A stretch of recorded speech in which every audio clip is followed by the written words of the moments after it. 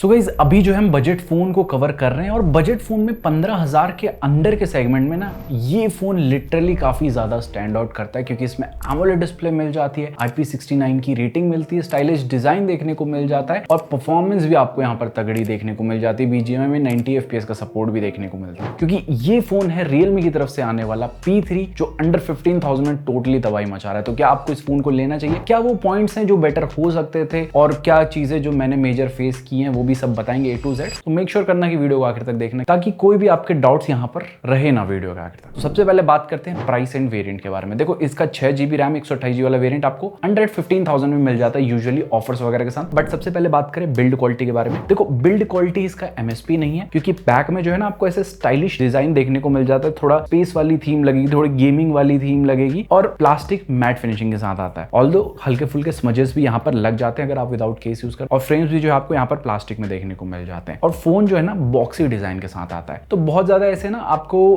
पतला फील नहीं देगा। और ऊपर से फोन ना छोटी कैटेगरी में बिल्कुल नहीं आता है तो एक हाथ से आप इसे यूज नहीं कर सकते, ऑल द टाइम दो हाथ से ही यूज करना पड़ेगा। बाकी इसका जो पावर बटन है ये ऑरेंज कलर में देखने को मिल जाता है, बैक में भी आपको ये हल्का सा पार्ट ऑरेंज देखने को मिलता है। सो ओवरऑल कहने का तात्पर्य ये है कि फोन दिखने से प्रीमियम नहीं लगेगा लेकिन चीजें अंदर आपको बहुत ज्यादा प्रीमियम देखने को मिल जाती है। ऑल्दो अगर बात करें बॉक्स कंटेंट के बारे में, आपको एक केस भी मिल जाता है, TPU सिलिकॉन मतलब ट्रांसपेरेंट वाला नहीं है, कुछ इस टाइप का मिलेगा लेकिन ये भी पीला पड़ जाएगा। इसके साथ type A to type C cable मिल जाती है, एक टाइप A चार्जर भी आपको देखने को मिलता है। बट जैसे मैंने बोला फोन की इनसाइड ब्यूटी ज्यादा अच्छी है तो यहाँ पर आपको IP69 की रेटिंग मिल जाती है एंड ट्रस्ट मी गाइस 15,000 के अंडर में IP69 रेटिंग देना ही इटसेल्फ में एक बहुत बड़ी बात हो जाती है। इसी के साथ साथ आपको डुअल स्टीरियो स्पीकर सेट मिल जाते हैं, इसमें 300% तक वॉल्यूम चले जाता है एंड इसकी साउंड क्वालिटी सुना देता हूं मैं आपको।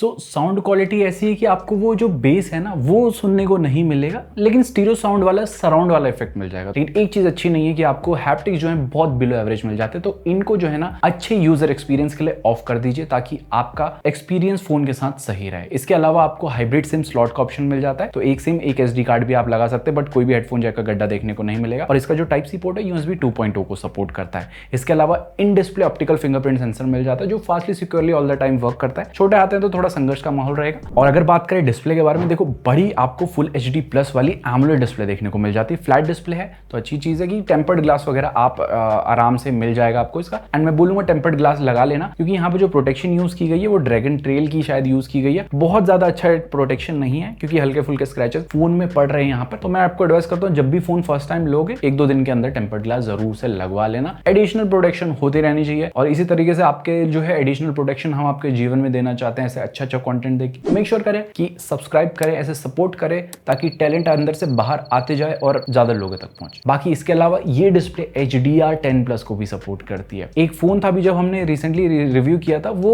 20,000 के अराउंड आता है, उसमें HDR का सपोर्ट नहीं है। कौन सा फोन है कमेंट सेक्शन में जरूर बताना। लेकिन यहाँ पर आपको YouTube में 4K HDR 60 FPS video flawless देखने को मिल जाती है, बिल्कुल मक्खन जैसे चल जाती है। लेकिन एक चीज है YouTube में जब भी आप HDR वीडियो चलाते हो तो ये हल्का सा ना ग्रीनिश येलोइश टाइप का टिंट कर देता है और ये चीजें मैंने दूसरे Realme डिवाइस में भी फेस किया तो होपफुली ये चीजें सॉफ्टवेयर की वजह से हो रही है, इनको ये चीजें फिक्स करनी ही चाहिए। बाकी नेटफ्लिक्स में HDR का सर्टिफिकेशन नहीं मिलता है लेकिन वाइडवाइन L1 का सर्टिफिकेशन मिलता है तो फुल HD कंटेंट वगैरह आप यहाँ पर देख सकते हो। इसके अलावा जितना भी मैंने कंटेंट वगैरह देखा, कंटेंट देखने में मजा आएगा भाई साहब। कलर्स अच्छे मिल जाते हैं, डीप ब्लैक्स अच्छे मिल जाते हैं क्योंकि AMOLED है तो वो क्रिस्पनेस भी आपको देखने को मिलेगी। इसमें आपको डीलक्स एक्सपीरियंस का भी एक मोड देखने को मिल जाता है जब भी आप कुछ कंटेंट वगैरह व्यू करोगे, चाहे यूट्यूब पे करो नेटफ्लिक्स पे करो। सो उससे थोड़े और कलर उभर के आएंगे आपके सामने। सो डिस्प्ले एक्सपीरियंस प्राइस के अकॉर्डिंगली सही रहा। इनफैक्ट यहाँ पर जो बेजल्स हैं आप वो भी देख सकते हो, काफी मिनिमल तो नहीं लेकिन प्राइस के अकॉर्डिंगली सही मिल जाते हैं। चिन थोड़ा सा बड़ा है, 92.65% इसका जो है स्क्रीन टू बॉडी रेशियो है। इसको मैंने Oppo K13 के साथ भी कंपेयर किया, आप देख सकते हो साइड बाय साइड। इसके थोड़े से कम आपको बेजल्स देखने को मिलते हैं। इसके अलावा पीक ब्राइटनेस यहाँ पर मिल जाती है 2000 निट्स की एंड आउटडोर में भी इनफ ब्राइट है कि आपको इजीली विजिबल रहता है। बट एक चीज है यहाँ पर PWM डिमिंग का कोई भी ऑप्शन नहीं दिया गया है। ऑल्दो इन लोगों ने AI आई प्रोटेक्शन दिया हुआ है लेकिन आप देखोगे कि कम ब्राइटनेस में फ्लिकरिंग हो रही है। तो एक एडवाइस रहेगा कि कम ब्राइटनेस में फोन को ज्यादा यूज मत करना, आपके आंखों पे स्ट्रेन पड़ सकता है और आंखों पे स्ट्रेन पड़ेगा तो वो चीजें गड़बड़ हो सकती है, क्योंकि आंखें तो भाई साहब दोबारा नहीं आएंगी, फोन तो दोबारा हम नया ले सकते हैं। इस चीजों का ध्यान जरूर से रखना। बाकी यहाँ पर 120 हर्ट्ज का जो रिफ्रेश रेट है ये भी काफी स्मूथ फील होता है, लेकिन इसमें भी कहीं ना कहीं थोड़ा इंप्रूवमेंट की जरूरत है। जैसे ऐप स्पेसिफिक रिफ्रेश रेट का ऑप्शन इन लोगों ने नहीं दिया है, वो चीज होनी चाहिए थी। अब इसकी वजह से क्या होता है ना, यूट्यूब में 60 हर्ट्ज पे चलता है, यूट्यूब म्यूजिक में 60 हर्ट्ज पे चलता है, ऑल्दो बाकी क्रोम के इनकॉग्निटो मोड में, इंस्टाग्राम पे, ट्विटर पे, यहाँ पर सब आपको रंगीनियां 120 हर्ट्ज में देखने को मिल जाएगी। लेकिन यूट्यूब हम मोस्टली यूज करते हैं, उसमें बहुत लैग वाला फील आएगा अगर आप 60 हर्ट्ज पे चलाते हैं। बाकी 180 हर्ट्ज का टच सैंपलिंग रेट मिल जाता है जो 1500 हर्ट्ज तक चले जाता है गेमिंग के टाइम पे। तो ओवरऑल डिस्प्ले का मामला ठीक ठाक मिल जाता है। इनफैक्ट कनेक्टिविटी भी आपको यहाँ पर फोन फुल फ्यूचर प्रूफ मिल जाता है, क्योंकि 9 5G के बैंड मिलते हैं, ब्लूटूथ 5.2 है, थोड़ा पुराना वर्जन है लेकिन काम चल जाता है, वाईफाई 6 मिलता है, NFC नहीं मिलता है, ना ही IR ब्लास्टर मिलता है। बाकी सारी वैल्यू विद इन लिमिट्स आपको देखने को मिल जाती है। एंड जितना भी 5G वगैरह हमने यूज किया, स्पीड वगैरह अच्छी आ रही थी, किसी किसी सिनेरियो में थोड़ी सी कम हो जाती है, कभी ज्यादा हो जाती है, बट यहाँ पर आपको 5G स्पीड का मजा आएगा। इनफैक्ट डुअल 5G को भी ये सपोर्ट करता है। साथ ही साथ 4G प्लस हमें देखने को मिल रहा था, लेकिन ये भी कॉन्स्टेंटली नहीं आ रहा था, कभी आ रहा था जा रहा था, तो काइंड ऑफ अप डाउन होता रहता है इसमें। बाकी 5G प्लस तो हमें देखने को मिलता ही नहीं है रियलमी के डिवाइस पे, तो यहाँ पर भी देखने को नहीं मिला। इसके अलावा Vio 5G का ऑप्शन आता है, लेकिन कॉल करते टाइम ये Vio LTE पे आ जाता है। एंड एक और चीज है, बजट में फोन आ रहा है तो नॉइस कैंसिलेशन माइक्रोफोन भी यहाँ पर ऊपर में दिया गया है, तो ये अच्छी चीज है। काफी बजट फोन ऐसे होते हैं ना जो ये चीज को मिस कर देते हैं, आपको ध्यान रखना है इन चीजों का। इसके अलावा आपको एक क्लियर वॉइस का ऑप्शन भी मिल जाता है सेटिंग में, इसको पर्टिकुलरली इनेबल कर देना, इससे थोड़ा और बैकग्राउंड नॉइस कैंसिल हो जाएगा। सामने वाली जानू मानू शोनो को आपकी मधुर आवाज बिल्कुल सरर करके अच्छे से जाएगी। एंड इनफैक्ट जानू मानू शोनो की कॉल रिकॉर्डिंग भी चुपके से कर सकते हो। ओ डायलर को डाउनलोड करो और फुल जिंगल लहू full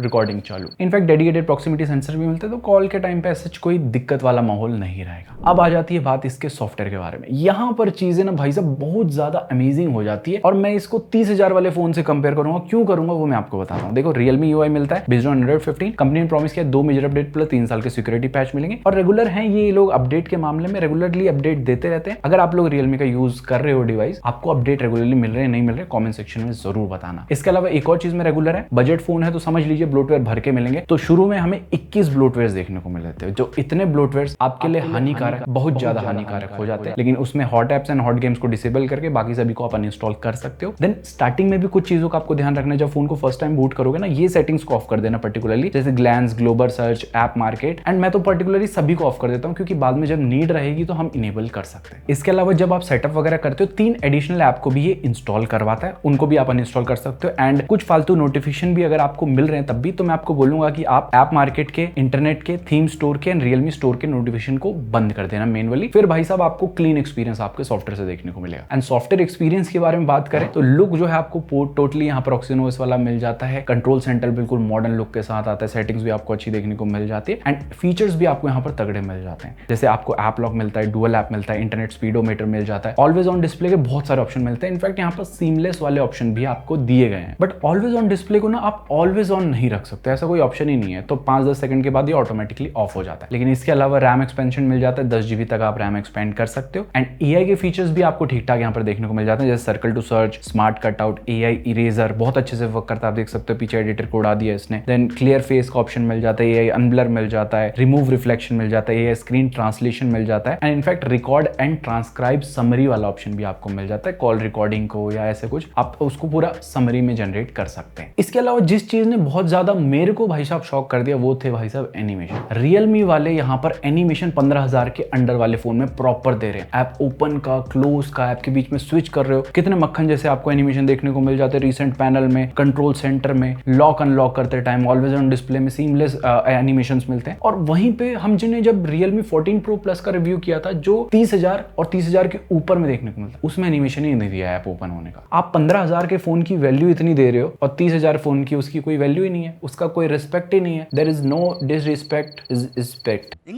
English speaking like a rice plate eating? No, never, not. And overall UI जो है स्टेबल भी है, सच कोई मेजर बग भी हमने फेस नहीं किया है। अब देखो परफॉर्मेंस इस फोन का आई नो अनबीटेबल है, और ध्यान से चुनना चीजें, क्योंकि कुछ चीजें मैंने एक्सपीरियंस करी, शायद आप लोगों ने भी करी हो, तो बताना कमेंट सेक्शन। तो प्रोसेसर आपको Snapdragon 6 Gen 4 मिल जाता है, LPDDR4X रैम, UFS 2.2 की स्टोरेज मिलती है। चलो 15,000 के अंडर में आ रहा है, तब हम UFS 2.2 सह सकते हैं, 20-25 हजार में डेफिनेटली नहीं सह सकते। अब सबसे पहले मैं आपको बेंचमार्किंग स्कोर दिखा देता हूँ। 7.7 लाख प्लस के Antutu मिलते हैं, ग्रीन ग्राफ मिल जाता है, Geekbench स्कोर अच्छा मिल जाता है, और 80,000 प्लस के रीड राइट स्कोर मिलते हैं। तो यूएफएस 2.2 के हिसाब से स्कोर्स अच्छे हैं। इसी चीज को टेस्ट किया हमने ऐप ओपन करके। ऐप ओपन बहुत जल्दी हो जाते हैं। अब मैंने 2-3 ऐप खोले, उसके बाद ऐसा नहीं है कि तीसरा चौथा ऐप जो है स्लो ओपन हो रहा था, वो भी बहुत फास्टली यहाँ पर ओपन हो रहे थे। अब इसी चीज को और चेक करने के लिए हमने इसे यूएफएस 3.1 वाले फोन के साथ, जैसे ओप्पो के थे उसके साथ कंपेयर किया। आप देख सकते हो ऑलमोस्ट दोनों ने ही एप्स को ऑलमोस्ट सेम टाइम पे खोया, तो बहुत ज्यादा मेजर डिफरेंस नहीं है। मेजर डिफरेंस तब देखने को मिला जब बड़ी फाइल को हमने कॉपी की, ओप्पो के 13 में जल्दी हो गया। इनफैक्ट सबवे सर्फर को भी जब हमने लोड किया तो हल्का सा पहले ओप्पो के 13 में हो गया था, बट एज सच इतना डिफरेंस नहीं कि 10-15 सेकंड वेट करना पड़ रहा हो। तो चीजें आपको यूएफएस 2.2 के हिसाब से यहाँ पर ऑप्टिमाइज देखने को मिल जाती हैं। इसके अलावा एक और चीज हमने टेस्ट करी कि यूएफएस 2.2 है, आपको यहाँ पर शटर स्पीड कैसे देखने को मिले। आप देख सकते हो भाई साहब, शटर स्पीड बढ़िया से भी बढ़िया आपको देखने को मिल जाती है। कितनी सारी फोटोज इसने बैक टू बैक क्लिक कर दी है। इनफैक्ट उसके बाद हमने मिनिमाइज भी किया कैमरा ऐप को, दोबारा फास्ट करके ओपन भी किया, तो आप देख सकते हो कोई भी जिटर लैग एनिमेशन में देखने को नहीं मिला। तो एक चीज क्लियर है, आपके day to day task multitasking भाई साहब बहुत स्मूथली करवा देगा ये फोन। एंड जैसा कि मैंने बताया एनिमेशन तगड़े मिलते हैं, तो हमने काफी फास्ट एनिमेशन भी यहाँ पर करके देखे कि कहीं जिटर लैग देखने को मिले। कोई भी मेजर नोटिसेबल लैग हमें देखने को नहीं मिला, जो बहुत एक अच्छी चीज है। सॉफ्टवेयर में ऑप्टिमाइजेशन तगड़ा किया गया है इसके स्टोरेज टाइप के साथ भी। इसके अलावा रैम मैनेजमेंट भी अच्छा मिल जाता है। 10 के 10 ऐप को इसने बैकग्राउंड में रखा था। एंड गेमिंग के बारे में बात करें तो बीजीएमआई में 90 FPS का सपोर्ट तो दिया है। देखो 90 FPS पे नहीं जाना है, क्योंकि ये जो प्रोसेसर है कंटिन्यूस 90 FPS देने के लिए जितना कैपेबल नहीं है। तो हमने जब गेमिंग वगैरह करी तो यहाँ पर जो है ना, हमें एवरेज FPS जब हम TDM वगैरह खेलते हैं तब 70 to 90 FPS के बीच में परफॉर्मेंस देखने को मिल जाती है। बोलूंगा डिसेंट परफॉर्मेंस मिलती है। और जब हम क्लासिक मैच खेलते हैं ना, क्लासिक मैच खेलने में हमें FPS ड्रॉप होकर 60 पे भी आ रहे थे और 55-60 के बीच में भी जा रहे थे। तो पकड़ के चल सकते हो कि 90 FPS की गेमिंग में आपको 60 to 70 FPS के बीच में एवरेज परफॉर्मेंस देखने को मिल जाएगी। लेकिन जब एनिमीज रहेंगे थोड़ा कम भी हो जाएगा, ये भी आपको दिमाग में रखना है। तो कैजुअल से थोड़ी बेटर लेवल की आपकी गेमिंग ये करवा सकता है। एंड 15,000 के अंडर के हिसाब से मैं शिकायत नहीं करूंगा इस चीज से। बाकी आपको यहाँ पर बाईपास चार्जिंग का भी मोड देखने को मिल जाता है, GT बूस्ट का मोड भी देखने को मिल जाता है, मोशन कंट्रोल, ये सारे ऑप्शंस भी आपको देखने को मिलते हैं। बट एक चीज मैंने फेस करी कि मैं लंबे टाइम तक गेमिंग कर रहा था इसमें, तब यहाँ पर जो है ना टच कभी कभी रिस्पॉन्स नहीं कर रहा था। और यहाँ पर मैं लिटरली स्क्रीन में टच कर रहा था, मूव कर रहा था, लेकिन कोई मूवमेंट यहाँ पर शो नहीं हो रहा था। सो अगर आप लोगों ने भी ये इशू फेस किया तो कमेंट सेक्शन में जरूर बताना। बाकी हीटिंग के बारे में बात करें तो 42 डिग्री सेल्सियस के ऊपर जाता ही नहीं, उसके नीचे ही रहता है लंबे गेमिंग आवर्स में भी, तो कोई वहां पर भी दिक्कत नहीं है। और एक और चीज में डिसअपॉइंट नहीं करेगा, 2025 जो है बैटरी का ईयर है, तो यहाँ पर भी आपको 6000 mAh की बैटरी मिलती है। कटौती यहाँ पर भी नहीं की गई है। तो हमने जब इसे यूज किया नॉर्मल टू मॉडरेट यूसेज में 10 से 11 घंटे का हमें स्क्रीन ऑन टाइम देखने को मिला 5G पे। और मैं बोलूंगा ये मॉडरेट यूसेज है। इसमें हमने 1 घंटे तक कैमरा का यूज किया, 4 घंटे नेटफ्लिक्स एंड चिल कर दिया बिल्कुल, उसके अलावा 2 घंटे तक यूट्यूब चलाया, 50 मिनट तक BGMI भी खेला। तो इन सभी के बावजूद भी जो है ना हमारा फोन 1.5 दिन आराम से चल गया था। तो आप पकड़ सकते हो, अच्छा बैटरी बैकअप भी आपको मिलेगा। बाकी आइडल रेंज जस्ट 1% होता है 5G पे ओवरनाइट। एंड 45 वॉट का चार्जर आपको मिलता है, जो 75 to 80 मिनट्स ले लेता है फुल चार्ज होने में। तो अगर बात करें कैमरा के बारे में, 50 मेगापिक्सल का बैक में आपको एक ही सेंसर मिल जाता है, कोई भी अल्ट्रा वाइड नहीं है। फ्रंट में 16 मेगापिक्सल का शूटर आपको देखने को मिलता है। तो सबसे पहले बात करें फ्रंट कैमरा के बारे में, तो यहाँ पर काफी क्लोज टू नेचुरल फोटोज आ जाती है, हल्की सी सैचुरेटेड टाइप रहती है, लेकिन देखने में अच्छी लगती है। बिल्कुल सोशल मीडिया रेडी टाइप की आपको फोटोज देखने को मिल जाएंगी। ये कुछ सैंपल्स हैं। बाकी हमने कुछ लो लाइट में भी